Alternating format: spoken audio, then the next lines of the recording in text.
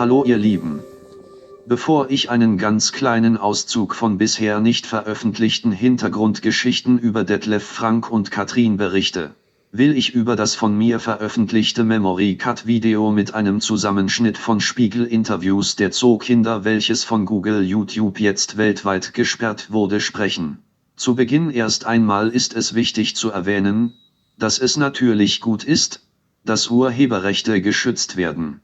Und dass Google zum Beispiel durch ihre eigene Aufmerksamkeit, durch Algorithmen, durch vielleicht den Spiegel Verlag selbst, oder durch andere aufmerksam wurden, dass die Interviews mit den Bahnhof-Zookindern Detlef Frank und Katrin durch Spiegel TV nicht ohne Zustimmung veröffentlicht werden dürfen.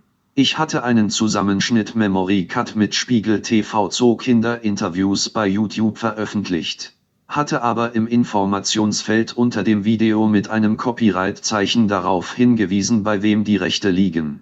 Keiner hatte sich bislang daran mokiert.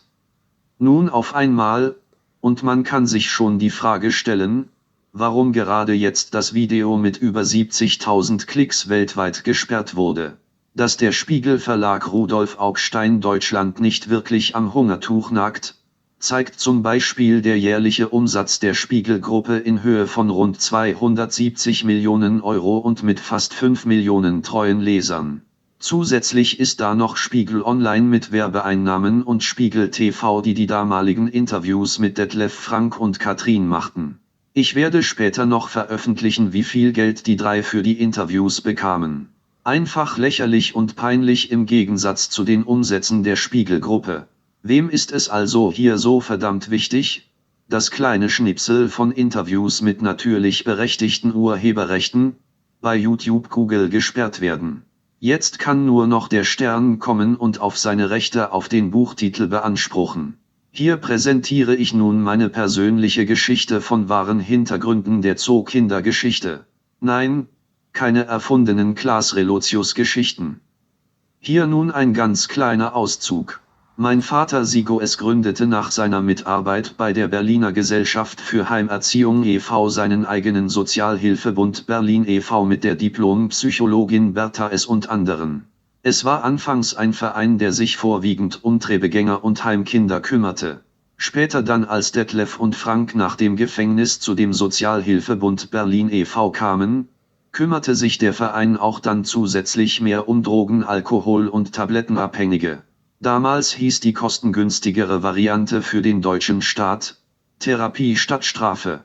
Also bekamen Drogentherapien mehr finanzielle Zuwendungen, die aber wegen so mancher alter konservativer Beamte aus Vorzeiten bei den Ämtern, die wohl aus irgendwelchen Gründen nicht wirklich verstehen wollten, dass es wichtig ist, dass Drogenabhängige erfolgreich therapiert werden, also weg von der Nadel zurück in das Leben und somit wieder gut und gesund in die Gesellschaft integriert werden könnten.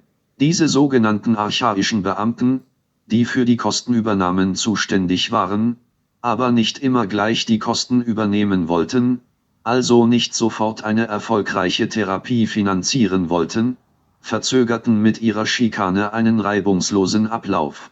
Es wurde auf Zeit gespielt, was ziemlich nervenaufreibend war und eine erfolgreiche Drogentherapiearbeit stark ausbremsen konnte. Frank, Leiche, hatte damals noch die rot-orange gefärbte Frisur seines Idol David Bowie und war sehr freundlich, sowie auch Detlef. Absolut sympathische und tolle Jungs. Auch Katrin Steller kam zur Drogentherapie, aber ohne ihre Freundin Christiane. Katrin war eine Seele von Frau. Einfach entzückend. Detlef Frank und Katrin hatten natürlich schon entzogen, waren also vom Heroin weg. Da die Lebensgeschichten von Detlef, Frank und Katrin durch Christianes Erzählung und durch die Vermarktung des Sterns eine starke öffentliche Aufmerksamkeit erfuhren, waren Detlef Frank und Katrin und auch die Drogentherapie meines Vaters natürlich in den Fokus der Öffentlichkeit gerückt, unter anderem durch mediale Trittbrettfahrer, die auch vom Zookinder-Hype-Kuchen etwas abhaben wollten. So passierte es auch einmal, als wir in unserem ständig geöffneten Büro des Drogenvereins bei Kaffee und Kuchen zusammensaßen, und ein junger Bravo-Journalist bei uns reinschneite und sagte: „Hallo, ich bin von der Bravo, wo ist die Steckdose?"